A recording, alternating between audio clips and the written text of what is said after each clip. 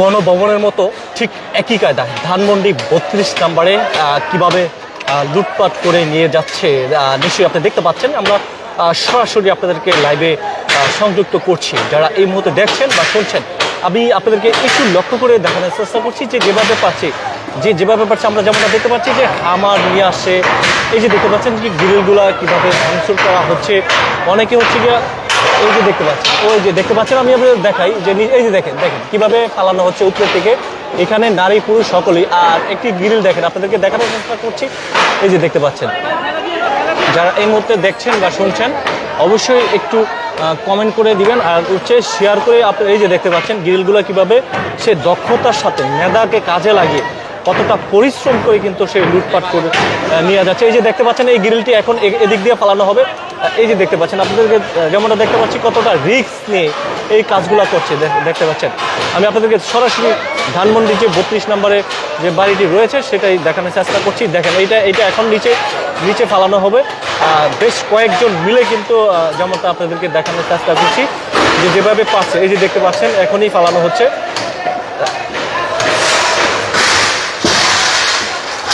চিন্তা করেন এমন একটা পরিস্থিতি। আমি আপনাদেরকে একটু নিচে নামেন, আমি আপনাদেরকে দেখাই কীভাবে নিয়ে যাচ্ছে। আর পুরো এই যে দেখেন, আমি একটু আসেন আমি আপনাদেরকে এই যে দেখতে পাচ্ছেন,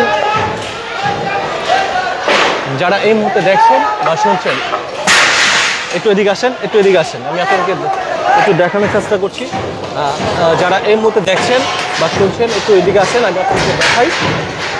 দেখেন ফ্লোরে যে রড ছিল সেই ফ্লোরে যে রড ঢালাই দেওয়া হয়েছে ঠিক কীভাবে কাটা হচ্ছে আপনাদেরকে দেখাই।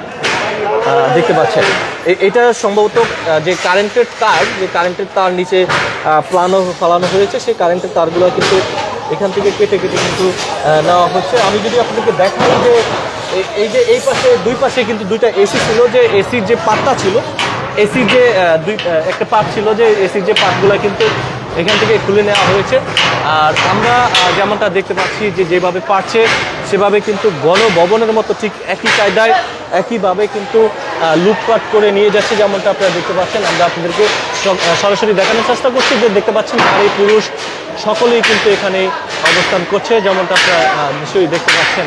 যারা এই মুহূর্তে দেখছেন বা কোথা থেকে শুনছেন অবশ্যই একটু কমেন্ট করে আপনাদের মতামত জানাতে পারেন। আজ আমরা রয়েছি ধানমন্ডি ৩২ নম্বরে। আপনারা দেখেছেন যে ৫ই আগস্টের পরে গণভবন উৎসব জনতা ঢুকে কিন্তু ভাঙচুর করে কিন্তু মাছ, শাক, ল্যাব, তোষক, তিরিশ টিভি যেভাবে কিন্তু নিয়েছে ঠিক একই কায়দায় কিন্তু নেওয়া হয়েছে। আমি যদি আপনাদেরকে এই পাশে একটু দেখানোর চেষ্টা করি, একটু এদিকে আসেন, আমরা যেমনটা দেখানোর চেষ্টা করছি। আমরা সরাসরি আজ রয়েছি ধানমন্ডির যে বাড়িটি রয়েছে ৩২ নম্বর, সেই বাড়িটি আপনাদেরকে দেখানোর চেষ্টা করছি।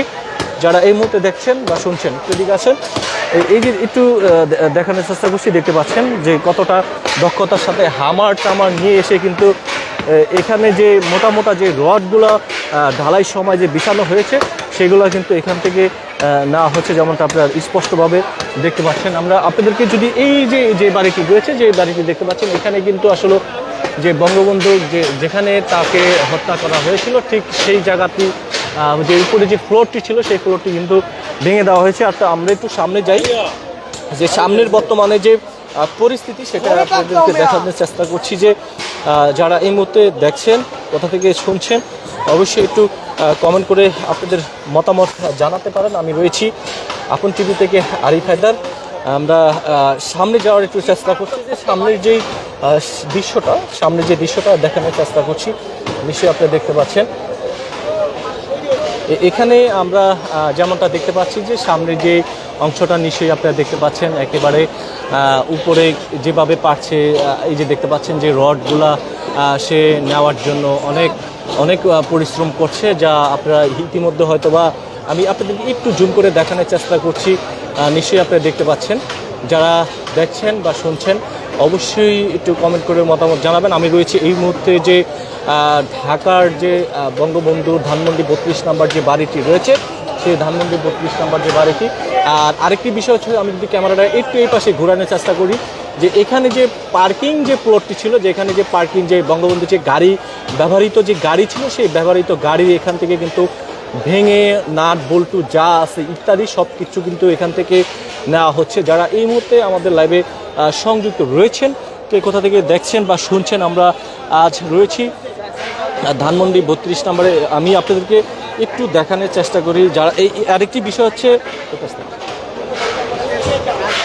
আপনাদেরকে শুরু থেকে বলেছিলাম যে 5ই আগস্ট গণভবন থেকে উচ্ছ্বদ জনতা ঢুকে যেভাবে পেরেছে সব কিছু কিন্তু লুটপাট করে নেওয়া হয়েছে। ঠিক একই কায়দায় কিন্তু গতকাল রাত 8:30 9টার দিকে যখন ধানমন্ডি 32 নম্বরে ভাঙচুর অগ্নি ঘটনা ঘটে, তারপর থেকে কিন্তু অনেকে যেভাবে পারছে সব কিছু কিন্তু লুটপাট করে নিয়ে যাচ্ছে। আজ আপনাদেরকে সরাসরি দেখানোর চেষ্টা করছি।